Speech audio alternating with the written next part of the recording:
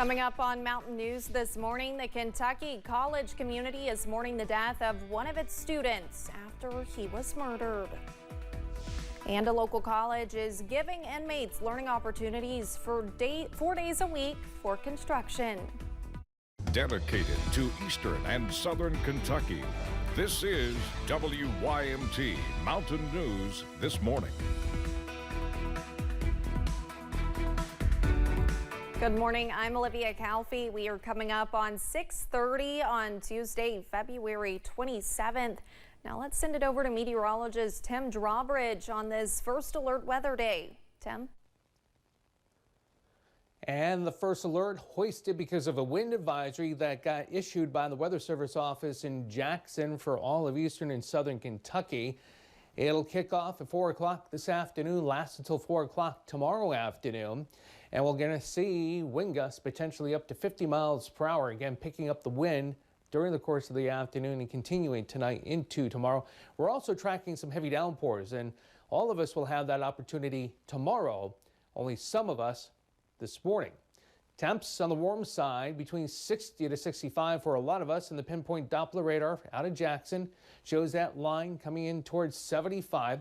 Want to keep an eye on this aspect here for Bowling Green, as we've got some heavier bursts of rain that will track toward Wayne and Pulaski counties. But in the meantime, from Harrisonville down toward Danville and Waynesburg, we're going to keep an eye on this as it continues to track toward Rockcastle and Pulaski counties. But again, from Versailles back toward Lawrenceburg and tracking toward Georgetown, Lexington, and Nicholasville. This is the reason why we have to keep an eye on things for those of you in Bath, Montgomery, and Estill counties. All right, different perspective shows that line tracking toward those of you in Rockcastle and Pulaski counties. For today, the heavier bursts of rain potential this morning. We'll keep an eye on the strongest activity north of Jackson. Breaks of sunshine this afternoon gets us into the upper 60s and lower 70s. More about the 7-day forecasts in a few moments. Olivia? All right, Tim, thank you. A small Kentucky college town is in a state of shock over the murder of a young college student in his dorm room. The 18-year-old wrestler died Saturday. Police say he was strangled to death. The suspect was also on the wrestling team. WYMT's Phil Pendleton was able to talk to investigators and the college president about the troubling situation. Josiah Kilman came to Campbellsville University for biblical studies and to be a part of the school's wrestling team. To be a champion of character here on our campus. Indeed, he was a champion of character. But just after midnight Saturday, police say he was found unresponsive in his dorm. He later died at a hospital. Police identified 21-year-old Charles Zeke Escalera, who was also on that wrestling team, as a person of interest in his murder. Well, at this point, the motive is still unknown. However, of course, it's an ongoing investigation. Allegations in your case are that on February 24th of 2024, that you committed the offense of murder, a Class A felony, by causing the death of Josiah Kilman. Escalera is accused of strangling the 18-year-old Kilman early Saturday morning, and then 17 hours later, police say a farmer found him in a barn on the Taylor-Greene County line. Police say he surrendered without any trouble, but why all of this happened remains a big question. We're not going to leave any stone unturned. We've still got a lot of interviews to do. This is a time of hurting for our campus, and I'm grateful and must extend my gratitude to a community all around us. The chapel has been open since the crime happened, and the president says it will remain so for anyone who needs to pray and he wants counseling. Yesterday there was a beautiful time of worship here, which is exactly what Josiah would have wanted. Hopkins says the fellowship of coaches, staff, and students lasted long after the Sunday service ended. A lot of tears shed, but also a celebration of the life that Kilman led. Taylor County, Phil Pendleton, WYMT Mountain News. During Escalera's arraignment, we learned he also faces a burglary charge in Greene County. He remains in jail on a $2 million cash bond. A Laurel County man is facing charges after he reportedly kidnapped someone and led police on a chase. Police received a report about the incident yesterday morning. As officers tried to execute a traffic stop, Dustin Bewley tried to get away from officers. The chase ended after Bewley's vehicle overturned after hitting a guide wire for a utility pole. Bewley was taken to the Laurel County Correctional Center. The victim was taken to the hospital for possible minor injuries. Also in Laurel County, a Wisconsin man is facing charges after police say he stole an SUV. Deputies with the Laurel County Sheriff's Office pulled over 61-year-old Stephen Robert Powers on North Laurel Road Sunday afternoon. During the traffic stop, deputies noticed the front and rear windshields were busted out of the gray Ford Explorer. During an investigation, officials learned the SUV had been stolen out of Mississippi. Now to Pulaski County, a Somerset man is in jail after police say they reportedly found illegal drugs in a hotel room he was staying in. Deputies with the sheriff's office brought 47-year-old Robert Fletcher into custody last week. Officers had received a report of Fletcher renting several separate rooms, one of which contained illegal drugs. Police found meth with a field weight of more than 2 grams in Fletcher's possession. A man accused of killing his wife will be in court next week. James Brock is charged with murder, domestic violence. The Pulaski County Sheriff's Office says they found Doris Brock shot to death and James unresponsive in their home last week. James was taken to the hospital to be treated for an apparent overdose. James is in jail on a $500,000 bond. He will be in court March 6th. Officials in Laurel County are remembering the legacy left behind by a former police chief. WYMT's RJ Johnson shares how William Bill Smith is being remembered. Bill Smith served in many roles throughout Laurel County, including chief of the London Police Department. Current London Police Chief Chuck Johnson says he cultivated the department into what it is today. When he was the chief of police, he was a great chief. All the officers that worked for him, thought the world of him. Did a great job. He brought the London Police Department basically into the modern era of policing for the time. Not only did Smith serve as chief, but he also founded Ambulance Inc. of Laurel County in 1977 and helped start up the 911 Center in London.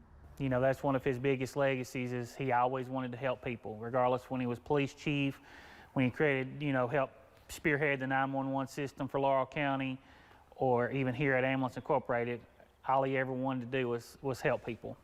Ambulance Inc. Director Jamie Mills says he was always a great person to be around.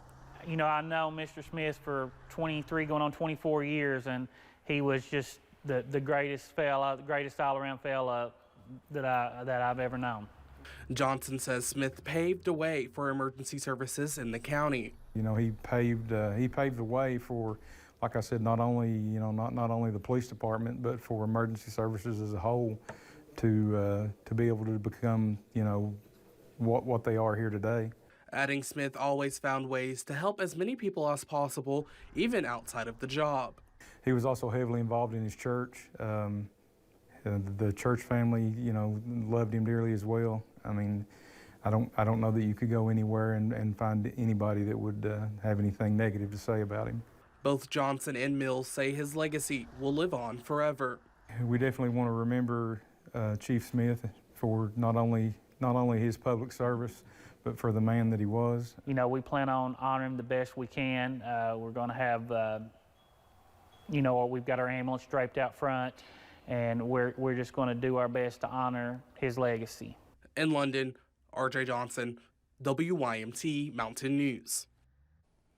Last year, Ambulance Incorporated honored Smith with a new ambulance featuring his signature cowboy boots and hats. He was 84 years old. Inmates at the Kentucky River Regional Jail are getting the opportunity to participate in a class at Hazard Community and Technical College. The class involves construction technology. Level 1 inmates participate in the class 4 times a week. Jail Administrator Lonnie Brewer says the response has been outstanding. The inmates been involved. We started with 15 in our last class. We graduated 12. The 3 that didn't graduate were all released from jail. So the completion rate is unbelievable. They're participating and they're doing it.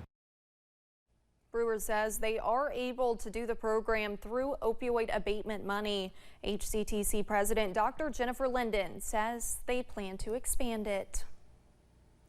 For the third year in a row, a bill is filed to make Juneteenth a state holiday. Senator Gerald Neal filed a bill last week. Juneteenth commemorates the day the last slaves were freed in the U.S. Senator Neal says he thinks the repeated delay in establishing Juneteenth as a holiday is due to a difference in priorities. But he says persistence is key. He added the holiday would also encourage the learning about Black history and struggles faced by the community. And February is Black History Month. Not only is it time to honor our nation's history, but to reflect on the history being made in our communities. WYMT's Madison Carmouche talked to the first Black mayor of Lynch in Harlan County. Not only did he break barriers by being the first, but community members say that Pastor Ronnie Hampton has changed their lives for the better. I can't begin to tell you how much what he means to me and what he means to the area around here. He's just a super individual. To me, the color of his skin didn't matter. It was his character and his, like I said, his integrity as a man. Hampton says there were many factors that prepared him for a role like being the mayor of his hometown. Part one of a story of trials and tribulations will air right here on WYMT Wednesday at 6.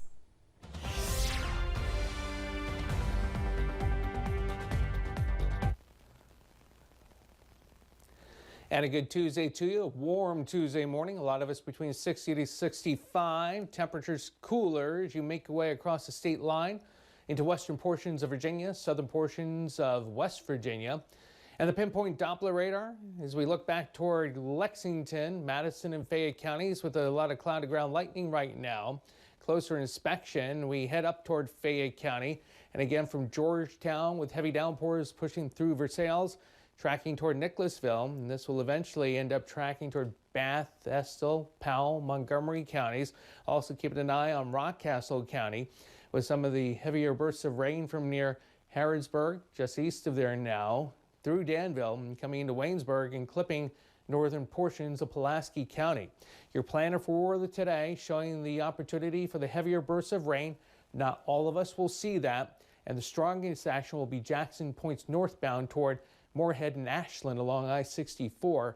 Breaks of sunshine will get us into the upper 60s and lower 70s this afternoon. And again, the first alert day because of a wind advisory kicking off at 4 o'clock this afternoon, gusts to 50 as we head through tonight and tomorrow. More about the first alert 7-day forecast and the cold temperatures for Thursday. That's coming up in a few moments. Olivia? Thanks, Tim, and thank you for joining us. The time is now 6:42. Still to come on Mountain News this morning. An Israeli-Hamas ceasefire is in the works as conditions of the deal continue to be hammered out, but some are hoping it could come as soon as Friday.